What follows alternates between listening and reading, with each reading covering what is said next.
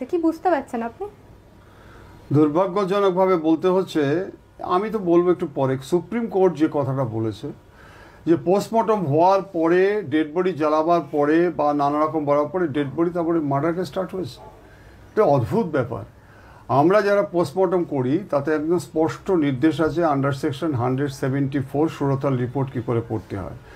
এবং সবচেয়ে আশ্চর্যজনক, আমি 9 তারিখ থেকে বলে আসছি, 9 তারিখ থেকে, যে পোস্টমর্টম কখনো আফটার সানসেট মানে সূর্য অস্তার পরে, কখনো অস্তগামী হওয়ার পরে কখনো পোস্টমর্টম হয়নি।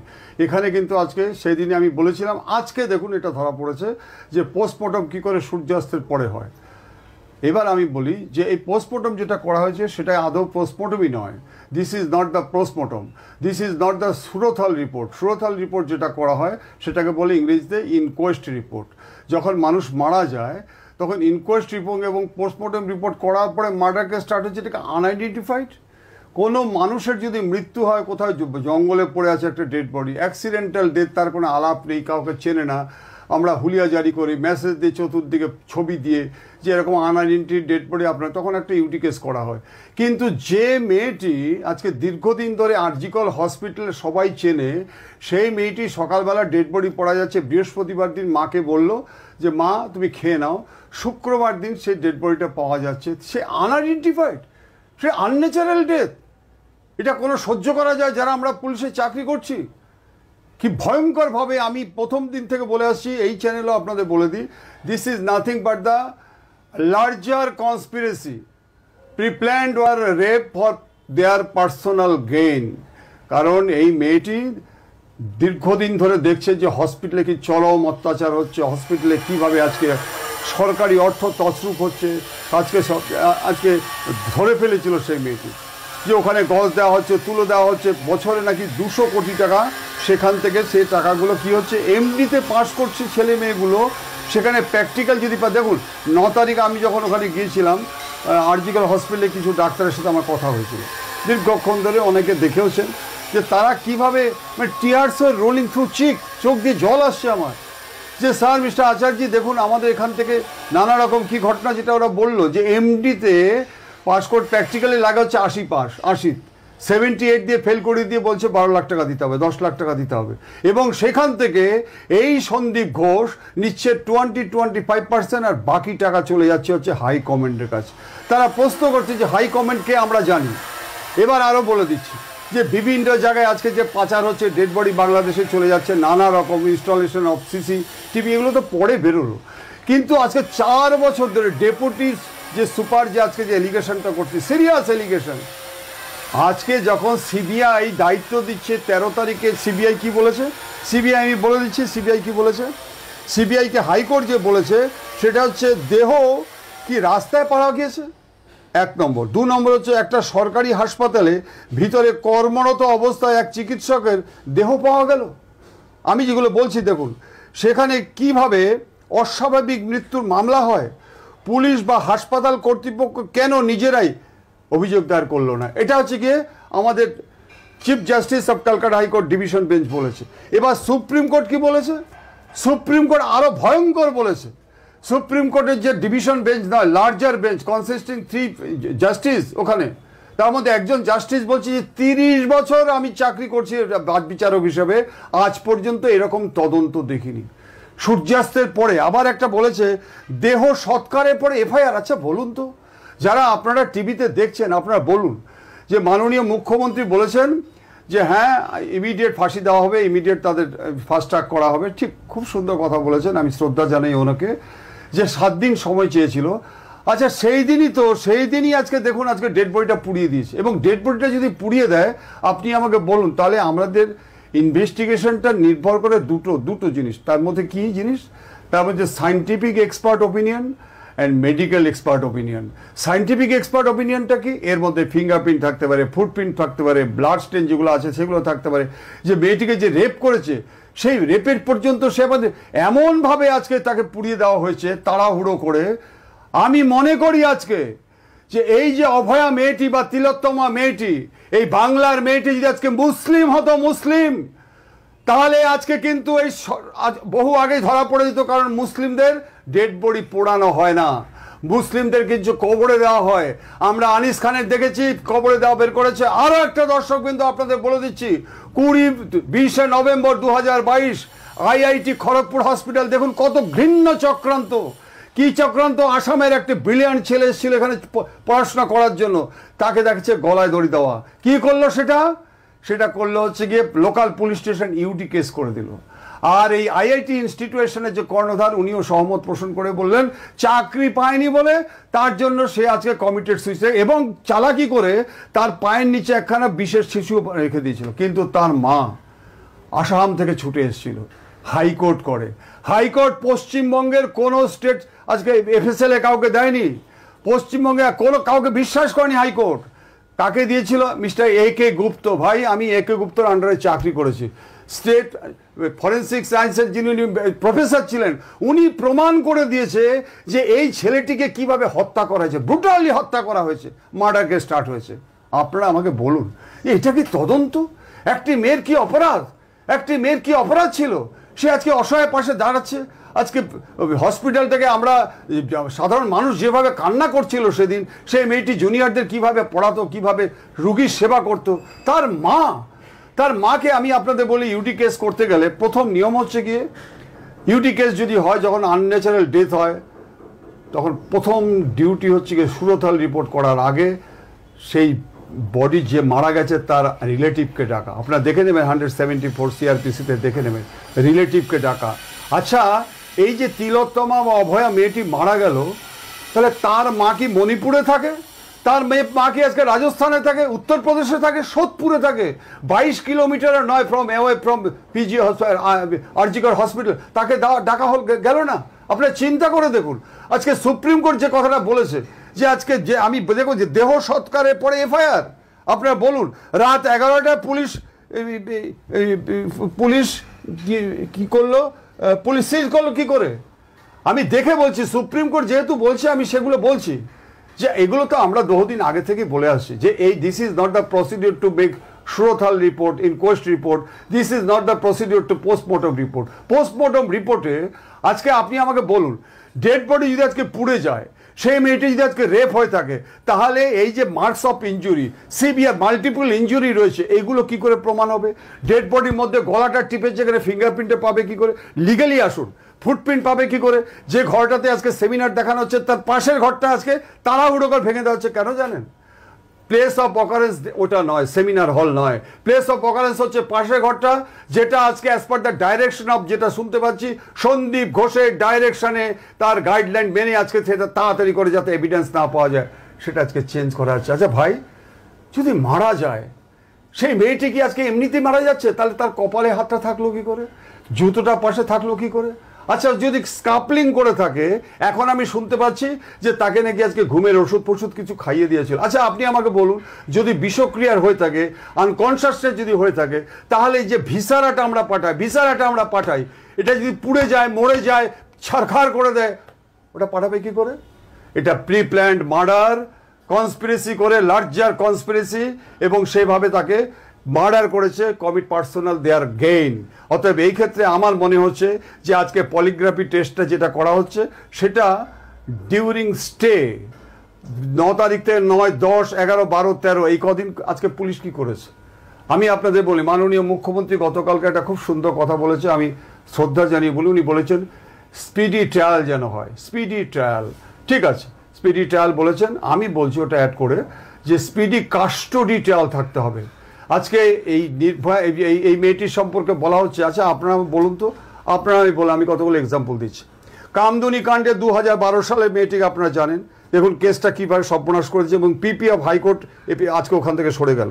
সিউড়ি 2014-তে আপনি মেয়েটি হত্যা দেখুন, কাকদ্বীপে মেয়েটি হত্যা দেখুন 2015, কাটোয়াতে এবং রানাঘাটে 2015 দেখুন নৃশংস হত্যা, হাঁসখালিতে দেখুন 2022-এ যে মেয়েটি আপনার মনে আছে বোধহয়, তাকে গিয়ে শ্মশানে পুড়িয়ে দেওয়া হলো। মালদাতে আজকে 22/3/2023-এ ক্লাস 6-এর একটা আদিবাসী মেয়ে আজকে ইনসাইড অফ দ্য স্কুল, তাকে আজকে গ্যাংরেপ করা হলো। আচ্ছা, আবার বলছি চোপড়াতে, আপনারা জানেন গ্যাংরেপ। আমি একটু কথা বলি, এই মেয়েগুলো কি জাস্টিস পাবে না? এই মেয়েগুলোর সময় তো আজকে কেউ বললো না এই কথা যে আমরা তাদের ফাঁসি চাই, আমরা স্পিডি ট্রায়াল চাই, আমরা কনভিকশন চাই? কেউ তো বললো না। আজকে এখন এখানে বলা হচ্ছে কেন? এমন সময় বলা হচ্ছে আপনাদেরকে, যারা এখানে আছেন আপনাদেরকে বলা হলো যে 100 জন মেয়ের মধ্যে আপনারা 20 জন মেয়েকে আজকে অ্যাজ এ টাইপিস্ট হিসাবে আপনারা সিলেক্ট করুন। আপনি 10 দিন ধরে টাইপিস্ট সিলেক্ট করলেন। এবার যখন নাকি তারা কাজে জয়েন করলো, জয়েন করার পরে বললেন বাবা তোমরা 20 জনকে বললেন যে আপনারা টাইপ করে নিয়ে আসুন। তারা বলছে আমরা টাইপ করবে কি করে, আমাদের তো আঙুলই নেই, we have no finger. In spite of this they have been appointed as a typist. আজকে যে সিবিআই বলছে, দেখুন সিবিআই কি বলছে, যে 5 দিন পরে সিবিআই আমরা পেয়েছি এভিডেন্স সম্পূর্ণ লোপাট করে দিয়েছে। সুপ্রিম কোর্টের যে খামটা দিয়েছে তাতে লেখা রয়েছে এভিডেন্স সম্পূর্ণ লোপাট করা হয়েছে, বেশিরভাগ লোপাট করা হয়েছে। তাহলে আপনারা চিৎকার করে বলছেন যে ফাঁসি দাও, ফাঁসি দাও। আমি তীব্র প্রতিবাদ করি। আমি একজন এক্স পুলিশ অফিসার হিসাবে, নিশ্চয়ই অন্যান্য স্টেটে হচ্ছে, কিন্তু এই রকম নক্কারজনক ঘটনা, এই রকম যে মেয়েটা আজকে হিন্দু মুসলিম বৌদ্ধ খ্রিস্টান দেখছে না, ট্রিটমেন্ট করছে, দিন রাত অক্লান্ত পরিশ্রম করছে, 36 ঘন্টা আজকে ডিউটি করার পরে ফর রিজুভিনেশন অফ এনার্জি একটা জায়গায় যাবে, সেটা পর্যন্ত নেই সরকারি। আজকে লক্ষ লক্ষ কোটি কোটি টাকা আজকে ওখানে বরাদ্দ হচ্ছে। আজকে ওখানে তাড়াতাড়ি করে আজকে যে প্লেস অফ অকারেন্সটা ওটাকে আজকে ডিস্ট্রয় করে দেওয়ার জন্য আজকে নতুন করে তৈরি করা হচ্ছে। চলতে পারে না। আরও একটা কথা দেখুন, যেখানে হাইকোর্ট আজকে স্ট্রিক্ট বলে দিল, যে তাকে সন্দীপ ঘোষের সম্পর্কে, তাকে সিবিআইকে দেওয়ার পরেও তাকে আজকে he is crowned on promotion to the rank of principal of national medical college. কারা করেছে এটা? এবার শেষ করবার বেশি বলার সময় নেই। আপনাদের মনে আছে যে নয়ডাতে একটা হত্যা হয়েছিল। নয়ডাতে ওই যে মহিন্দ্র সিং বলে একজন আছে, কোহলি বলে আছে তার চাকর, দুজনে মিলে 24টি ছেলেকে, বাচ্চা ছেলেকে তাদেরকে যৌন নির্যাতনের পরে কবরে দিয়ে দিয়েছিল। আপনারা কি জানেন 2007 সালের ঘটনা? 2007 সালের এই ঘটনাটা কি অসাধারণ। সিবিআই আজকে ইনকোয়ারি করলো, তদন্তে প্রমাণ করলো যে তারা এই যে কীভাবে আজকে মার্ডার করেছে, যৌন নির্যাতন করেছে, তাদের ফাঁসি হয়েছিল। ফাঁসি। ইন্দ্রাণী মনে আছে, ইন্দ্রাণী মুখার্জি, আর মনে আছে বোঝা পিটার মুখার্জি, সিনা বোরা। 2012 সালে আজকে মা এই সিনা বোরাকে হত্যা করেছিল। কোথায়? একটা জঙ্গলে।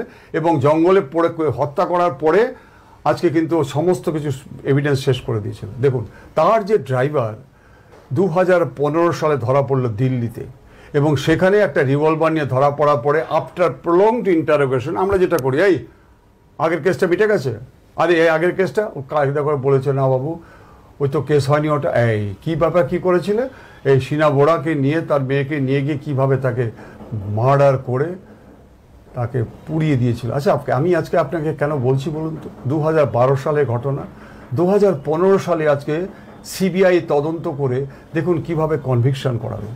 আপনার বোধহয় মনে আছে 2015 সালে যখন কনভিকশনের 7 বছর ছিল, ওখানে আই উইটনেস কে ছিল আই উইটনেস যখন পুড়িয়ে দেয়?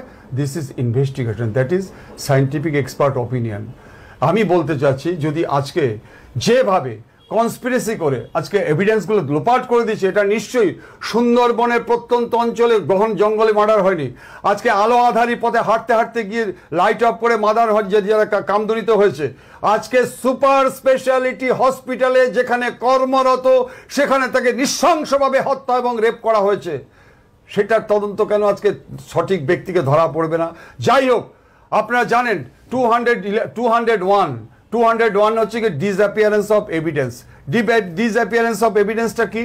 যদি আমি কোনো এভিডেন্সকে যদি আজকে টেম্পটেড করে থাকি, আরেকটা বন্ধুদা আপনাদের বলে দিই, under section Indian penal code 118, 119 স্পষ্ট বলা আছে, যদি কোনো সরকারি কর্তৃপক্ষ আজকে কোনো এমন কোনো অপরাধ, যে অপরাধে আজকে যাবজ্জীবন জেল হয়, ফাঁসি হয়, সেটা যদি সাপ্রেস করে, মিসলিড করে, তাহলে 201 ডিসঅ্যাপিয়ারেন্স অফ এভিডেন্স অ্যান্ড 118, 190-তে তার 10 বছর জেল হবে।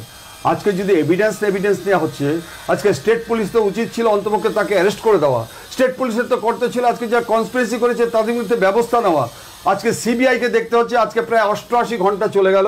নিশ্চয়ই it's very difficult to find out, to collect the evidence, but আমি জানি যে 3D স্ক্যানার যেটা শুরু হয়েছে, আধুনিক প্রযুক্তির মাধ্যমে যে 3D স্ক্যানারটা শুরু হয়েছে, সেই 3D স্ক্যানার থেকে আরও যে আধুনিক প্রযুক্তিতে তারা কিন্তু এটা বের করতে পারবে। অলরেডি যেটা বের করে ফেলেছে, ফোন কল থেকে শুরু করে, সিডিআর থেকে শুরু করে, চ্যাটিং থেকে শুরু করে, টাওয়ার লোকেশন থেকে। ভাই সন্দীপ ঘোষ, আপনি পালাবেন কোথায়? আমি মাননীয় বিচারপতি যারা আছেন তাদেরকে আমি করজোরে প্রণাম জানিয়ে বলছি যে অন্ততপক্ষে আপনি যে সমস্ত কেসগুলো আপনাদের নিশ্চয়ই ভার্ডিক্ট এবং ডাইরেকশনে একজন রিটায়ার্ড পুলিশ অফিসারের বলা উচিত নয়, কিন্তু tears are rolling through my cheek. আমি কান্না করছি যে আজকে যেভাবে চোখের সামনে দেখছি যে মার্ডার কেসগুলোকে ইউটি কেস করে দিচ্ছে। নিশ্চয়ই আজকে কেন্দ্রীয় সংস্থাকে দেওয়া হচ্ছে, ইডিকে দেওয়া হচ্ছে নানা রকম, কিন্তু যাদের জন্য আজকে এই যে আপনারা দিচ্ছেন অনুগ্রহ করে সেই সমস্ত অফিসারকে পয়েন্ট আউট করে তাদের দোষী যদি হয় তার they should not be stayed in the police department, they should be dismissed from the service. কারণ বহু ভালো ভালো ছেলে আজকে চাকরি পাচ্ছে না, তারা জয়েন করুক।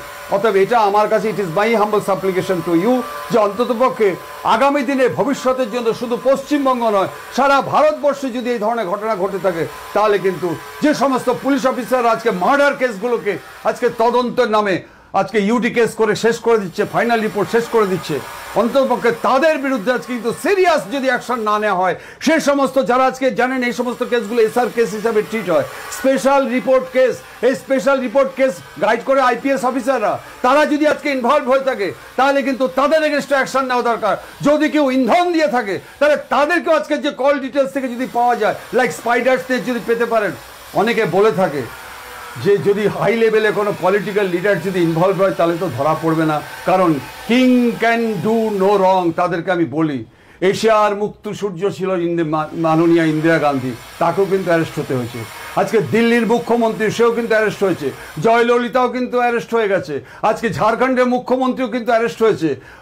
দরকার হলে 361 যে গাইডলাইন আছে গভর্নরকে অ্যারেস্ট করা যায় না ক্রিমিনাল কেসে, কিন্তু পলিটিক্যাল লিডার যারা আজকে উচ্চ জায়গায় বসে আছে তাদের কিন্তু কোথাও বান নেই। অর্থাৎ তদন্ত যদি সেইভাবে হয়, তদন্ত যদি আজকে হিম্মত থাকে, তদন্ত যদি আজকে নিরপেক্ষ থাকে, তাহলে যেই থাকুক না কেন তাকে কিন্তু অ্যারেস্ট করার জন্য আমি অনুরোধ করছি। শেষ করছি একটা কথা বলে, আপনার আমার একই আইন, আপনার আমার একই আইন, সেই ক্ষেত্রে দেখবেন সোজা লক আপ হয়ে যাচ্ছে। আর যদি বিত্তশালী হয়, রাজনৈতিক নেতা হয়, একই আইন, লক আপ হচ্ছে না, লক কেঁপে যাচ্ছে। কেন বললাম এই কথাটা? ইস্টবেঙ্গল মোহনবাগান মোহামেডান স্পোর্টিং 40,000 মানুষ যখন আসছে আজকে প্রতিবাদ জানাতে, অ্যারেস্ট করে দিল, রেস্টেন করে দিল, কিন্তু আইবি খবর ছিল। আচ্ছা বলুন তো, আরজি কলে হসপিটালে যখন 13 তারিখে হসপিটাল আজকে সিবিআইকে দিচ্ছে হাইকোর্ট, 14 তারিখ রাত্রিবেলা 150 থেকে 200 মানুষ ঢুকে র্যানস্যাক করে দিল। আজকে পুলিশ পালাচ্ছে ভয়ে, আজকে বাথরুমে মেয়েদের বাথরুমে শেল্টার নিচ্ছে। কারা করেছিল এটা?